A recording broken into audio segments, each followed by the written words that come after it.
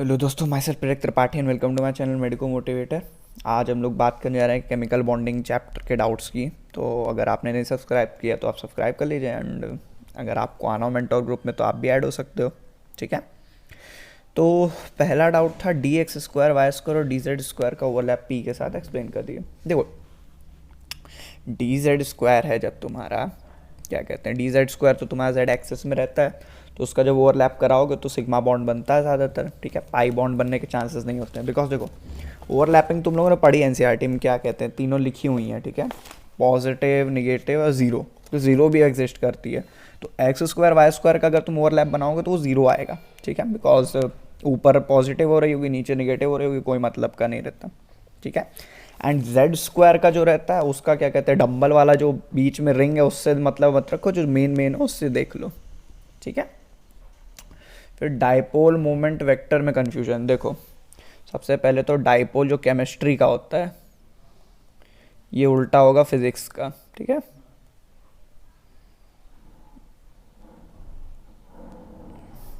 क्या लिखा है मैंने मुझे खुद नहीं पता है। ठीक है, फिजिक्स इनवर्स लिख दिया मैंने मजे मजे में। ठीक है, तो होता क्या इसकी जब हम लोग वहाँ पे पढ़ते थे तो वहाँ पे निगेटिव से डायरेक्शन हम लोग पॉजिटिव देते थे, यहाँ पे डायरेक्शन हम लोग देते हैं पॉजिटिव से निगेटिव। ठीक है, सेम कॉन्सेप्ट, जैसे थर्मोडाइनमिक्स पूरी उल्टी चल रही होती है साइन कन्वेंशन, वैसे ही सब चीज़ें इस पे चलती हैं। ठीक है, तो एनसीईआरटी मस्त बना एक एग्जाम्पल NH3 का। ठीक है, बॉन्ड की जगह वो बना दिया और वाइटल टाइप। ठीक है, कोई बात नहीं, अब वहाँ पे ऐसा बनाया तो यहाँ पे वैसे बना देता हूँ।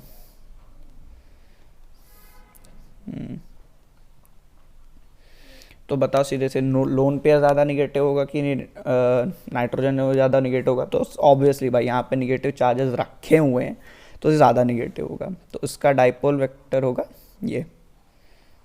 ठीक है, और इधर क्या होगा, इधर डाइपोल ऐसे जाएगा। ठीक, इधर क्या होगा, इसमें अपोजिट है। ठीक है, तो इसलिए इसका क्या कहते हैं, एनसीईआरटी में बना हुआ जो डायग्राम वो कितना एक्सप्लेन करता है तुम्हारे वेक्टर्स को, एनबीटी को। इधर रिजल्टेंट लिखता है, इसमें रिजल्टेंट बताता है ये इधर ज़्यादा है, बिकॉज क्या कहते हैं फ्लोरीन बहुत निगेटिव है, एंड इधर रिजल्टेंट हमारा ऊपर बताया उसने। ठीक है, गोले लगा देता हूँ, कलर करना भूल गया। ठीक है, तो इधर क्या कहते हैं, लिखा है 0.8 इंटू 10⁻⁻30, और इधर क्या क्या लिखा, 4.9 इंटू 10⁻⁻30। ठीक है, बस इतना सा था तुम्हारा वो बैक बॉन्डिंग। बैक बॉन्डिंग में बहुत रोते हो तुम लोग। ठीक है, बैक बॉन्डिंग क्या रहेगी,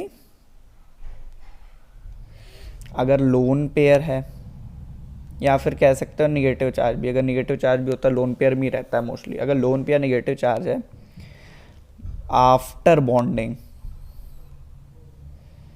अगर आफ्टर बॉन्डिंग ये वापस से क्या कहते हैं, अगर एम्प्टी ऑर्बिटल्स मिले, जैसे कि पाई मिल सकता, क्या कहते हैं, पी ऑर्बिटल मिल सकता है या फिर डी ऑर्बिटल मिल सकता है, अगर ये कंडीशन आपकी फुलफिल होती है कि खाली ऑर्बिटल्स मिले पी या फिर डी, तो फिर से बॉन्डिंग हो सकती है।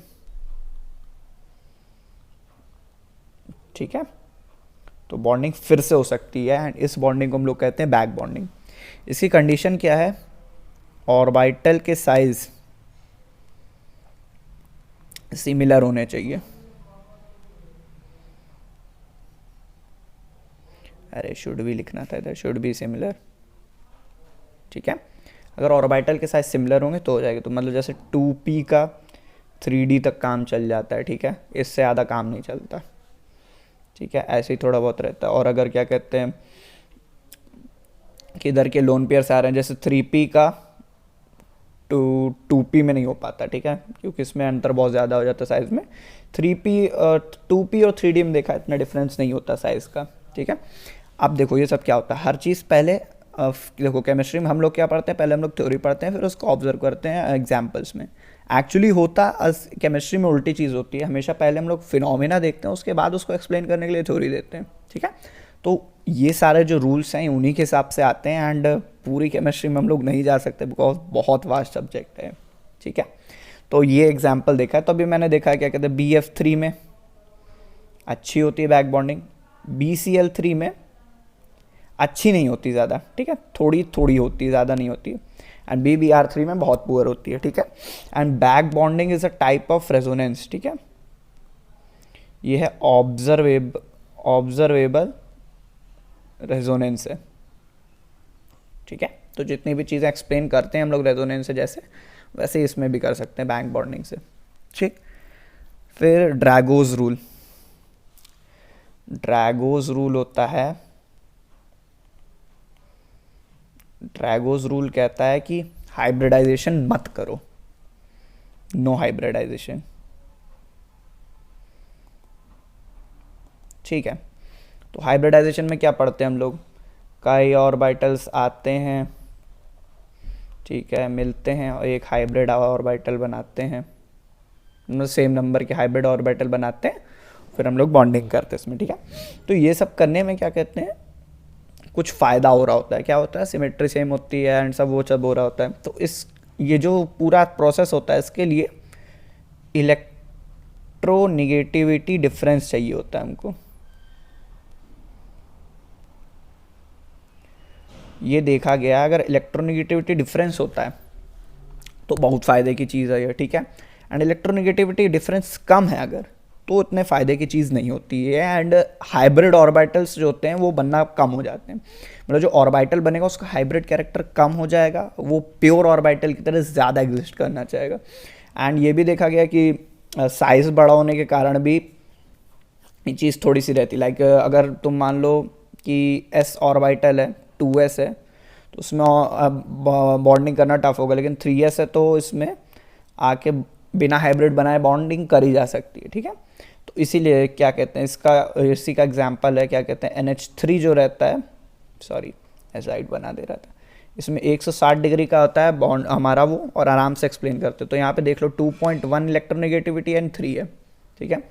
PH3 में नहीं हम लोग कर पाते हैं ये ज़्यादा, बिकॉज P में इलेक्ट्रोनेगेटिविटी आई थिंक 2.5 है एंड यहाँ 2.1 है, तो इतना डिफरेंस भी नहीं है एंड साइज़ वाला फैक्टर भी आ जाता है। तो यहाँ पे एंगल शायद मुझे याद नहीं एग्जैक्टली, बट 95 डिग्री के आसपास रहता है शायद, जो होगा देख लेना, मैं एग्जैक्टली नहीं बता रहा हूँ, ठीक है, कोई लिख मत लेना, 95 ही होता है। तो ये होता है ड्रैगोज रूल, ठीक है। फिर बैक बॉन्डिंग तो बता दिया, कैसे अप्लाइन करेंगे बता दिया, वीक फोर्सेस तो इसमें इधर क्या ही काम है इनका। फिर MOT मैंने बोल दिया, मैं बाद में एक्सप्लेन करूँगा। कुछ टेबल्स बोल रखी हैं लोगों ने, क्यों भाई टेबल्स क्या दिक्कत कर रहे हैं, अरे ये तो 4.2 4.3 4.4, देखो ये टेबल्स मुझे भी नहीं याद है, ठीक है।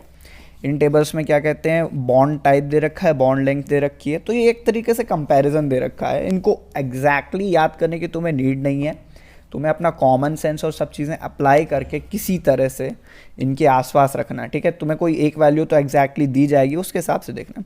देख लो डबल बॉन्ड्स कितने, ट्रिपल बॉन्ड्स कितने, ये सब देखो। 4.2 में ये बताया कि ट्रिपल बॉन्ड छोटे होते हैं डबल बॉन्ड से, बस यही एक्सप्लेन किया गया। बाकी तुम्हें कोवैलेंट जो रेडियाई रहता है अपना, क्या कहते हैं, जो पीरियोडिक टेबल से याद रखा है, उसके हिसाब से तुम लोग थोड़ा थोड़ा गेस मार सकते हो। फिर बाकी बॉन्ड लेंथ तो दूसरे मॉलिक्यूल्स में बता रखा है थोड़ा थोड़ा, एंड कोवैलेंट रेडियाई कैलकुलेट कर रखे हैं, ठीक है। कोई इसमें एग्जैक्टली नहीं याद करना, तुम्हें आइडिया होना चाहिए, उसको बस ऑब्जर्व करो, एक कॉमन सेंस डेवलप करो, एंड कभी कोई क्वेश्चन आ जाए तो उस पर अप्लाई करो, इससे ज़्यादा नीड नहीं है। बेंट्स रूल क्या होता है, बेंट्स रूल है हाइब्रिडाइजेशन में, ठीक है। इसमें 3 चीज़ें, लोन पेयर, ठीक है, मोर इलेक्ट्रोनिगेटिव एलिमेंट और डबल बॉन्ड, ठीक है। लोन पेयर जाता है ज़्यादा उसकी तरफ, P की तरफ, ठीक है। मोर P कैरेक्टर वाली ऑर्बिटल लेगा,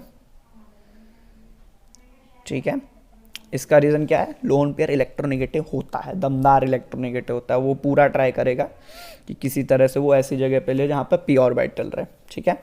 एंड साथ ही साथ क्या कहते हैं, हमें उस पर कम से कम रिपल्शन देना है, इसलिए भी एक्सप्लेन करने के लिए काफ़ी होता है, ठीक है। दूसरा मोर क्या कहते हैं, मोर इलेक्ट्रोनेगेटिव, ये भी पी ऑर्बिटल वाली लेते हैं, ठीक है। एंड डबल बॉन्ड हमेशा क्या कहते हैं, ज़्यादा से ज़्यादा दूर होना चाहते हैं, इसलिए वो एस ऑर्बिटल वाली लेते हैं, ठीक है। बस यही है, इसको याद करना होता है। एज सच तो कोई भी रूल नहीं है इसको पूरी तरह से एक्सप्लेन करने के लिए, बट थोड़े थोड़े लॉजिक से तुम लोग अपने बना के याद कर सकते हो, ठीक है। फिर थर्मल स्टेबिलिटी मैं एस ब्लॉक और पी ब्लॉक मतलब एस ब्लॉक में बताऊंगा, उसके पहले नहीं बताऊंगा। Solubility, melting point, boiling point, ये सब भी उसी में बता दूंगा। बाकी देखो थोड़ा सा बेसिक बता सकता हूँ। सॉल्युबिलिटी होती है, सॉल्युबिलिटी जाएगी मॉलिक्यूल इंट्रैक्शन से, जैसे आयनिक है ये पोलर में जाएगा, बिकॉज जब वो अपने बॉन्डेड वाले स्टेट से जाकर वहाँ घुलेगा तो उसको वहाँ स्टेबलाइज करेंगे। जैसे हाइड्रेशन हम लोगों ने पढ़ा है आयनिक कंपाउंड्स का, वैसे ही क्या कहते हैं अल्कोहल भी रहेगा, वो भी कुछ तरह मतलब इस तरह से है, जैसे हाइड्रेशन का कॉन्सेप्ट होता है वैसे वो भी करेगा। इन सब चीज़ों को करने में अगर वो उसको स्टेबलाइज कर पाता सॉल्यूशन में तो उसमें घुलेगा, वरना नहीं घुलेगा। तो आयनिक पोलर में घुलते हैं and non ionic non polar में, ठीक है। ये जनरल कॉन्सेप्ट है, लेकिन कुछ कुछ मिक्स होते हैं। जैसे कि अगर मान लेता हूँ मैं अल्कोहल, इथाइल अल्कोहल, वो दोनों टाइप के काम कर लेता है, ऐसा सच उसमें कोई दिक्कत नहीं है, वो दोनों तरह से एक्ट कर लेता है, ठीक है। वही देखना पड़ेगा हमें कितना कितना पोलर कैरेक्टर है उसमें एंड कितना उसमें क्या कहते हैं नॉन पोलर वो लगा हुआ है, क्या कहते हैं आर ग्रुप लगा रखा है, ठीक है। थर्मल स्टेबिलिटी मैंने बोला बाद में बताएंगे। Potential energy curve of H2, ने एक तरीके से पूरा मुझसे वैलेंस बॉन्ड थ्योरी बोल दिया कि सर यहीं पढ़ा दो हमको, ठीक है। तो देखो NCERT में 4.7 डायग्राम बना रखा है, दो फोर्सेस उसने बता रखे हैं, दो फोर्सेस हैं अट्रैक्टिव, ठीक है, एंड दो हैं रिपल्सिव।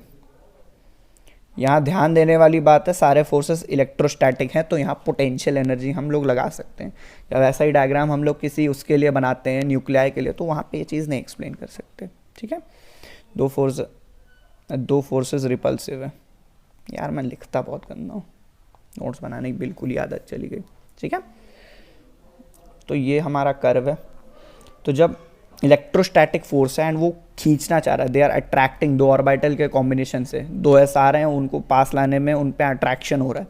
इसका मतलब क्या है, हम लोग इलेक्ट्रोस्टैटिक एनर्जी की तरफ जा रहे हैं। तो अगर मान लो दो ऑर्बिटल हैं इतनी दूरी पे, ये और इसको मैं स्टेबलाइज कर देता हूँ किसी तरह से टिका हुआ है, और ये वाला मोबाइल है, अब ये खुद जाना चाह रहा है, तो मैं पोटेंशियल एनर्जी बनाना चाह रहा हूँ, तो एकदम बहुत स्लाइटली फोर्सेस को मैं रोक रहा हूँ, ठीक है।